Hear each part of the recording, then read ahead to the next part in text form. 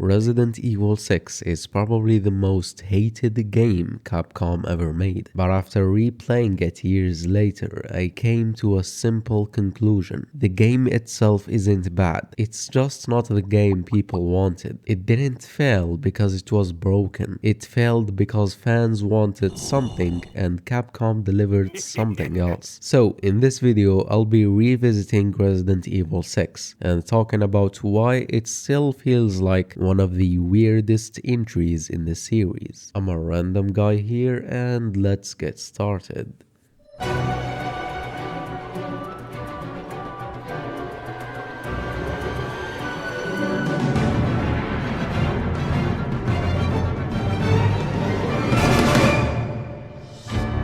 Resident Evil 6.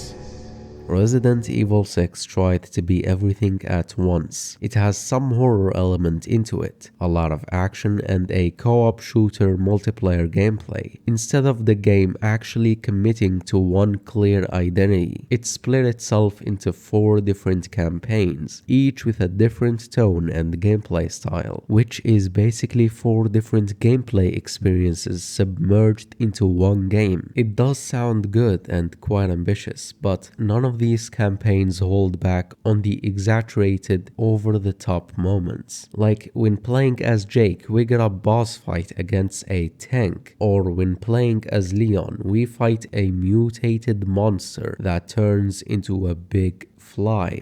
Okay, I'm getting ahead of myself here. So let's start from the beginning. The game has 4 different campaigns in which we could choose to play as Leon and Helena, Chris and Piers, Jake and Sherry, and Ada Wong. In the first campaign, we play as Leon S. Kennedy, accompanied with Helena Harper, and this campaign is probably the closest thing to a traditional Resident Evil experience within Resident Evil 6, compared to the other 3 campaigns. So, Leon's campaign technically starts at a university campus during what's supposed to be a normal party, but things quickly get out of control and people start getting infected with a gas virus, and the infection spreads. In the midst of all that, the president at the time gets infected, then he gets neutralized by Leon. For me, this segment actually felt like a Resident Evil game to some extent, but after escaping the university, we end up in a gun shop with a group of survivors, and this is the point where the game tone starts to shift. Instead of horror, tension, and resource management, things that people recognize a Resident Evil game for, the game turns into this wave-based godlike shooting game, not only for this segment, but for almost the rest of the entire game. It starts to feel less like a survival horror and more like an action shooter game. Moments later, a bus arrives, and when seeing this, I had one question in mind. What came first, the egg or the chicken?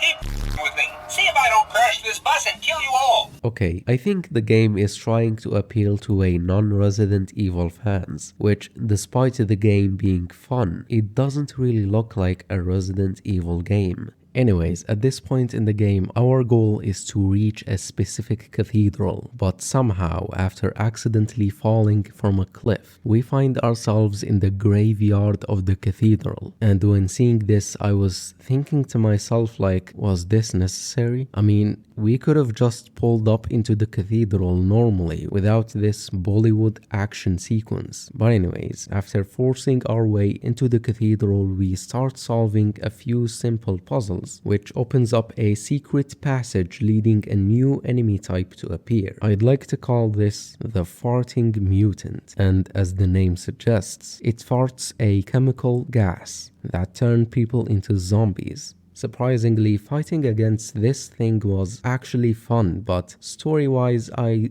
don't get it, and I still do not know what it is or what it was. And it's not gonna be the last time we come across a weird mutation in this game. There's an underwater section where Leon and Helena fight against an infected shark underwater while wearing jeans. And yeah, it looks cool, but it shouldn't even be a fight. Aim for the dynamite! Good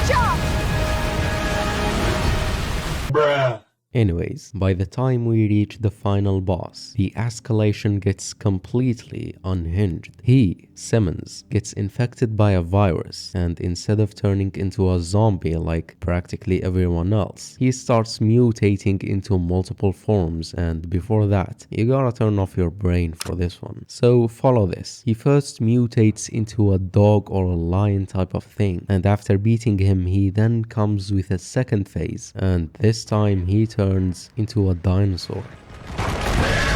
And if that wasn't enough, he later on turns into a big fly. And at this point, I'm actually surprised. I'm a game developer, you see, and before adding any feature into a game, I have to talk about it with my team. And most of the time, we heavily disagree on what we should add and what we shouldn't. And that disagreement pushes us out of taking bad decisions. That's why it's hard for me to believe that 600 people worked on this game and none of them said anything. Like, this is genuinely a bad idea. I can't even see the vision in it. But the application was kind of good. Like, I think this was someone's bad idea and developers had to just work with it or whatever. I don't know, like, maybe.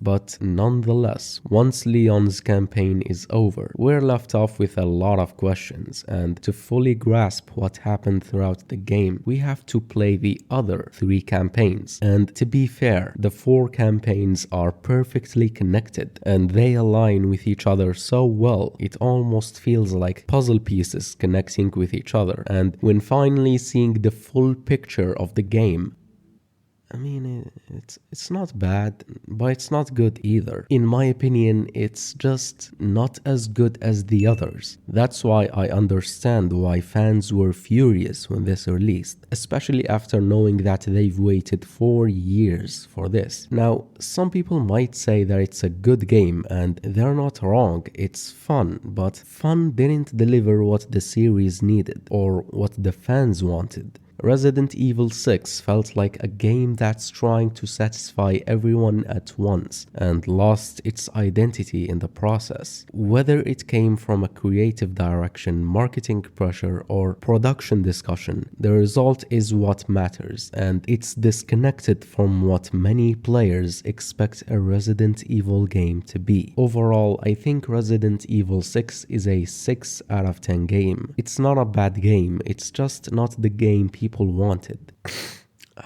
Like and comment this video, guys. Like and comment or my dad will force me to eat cartires.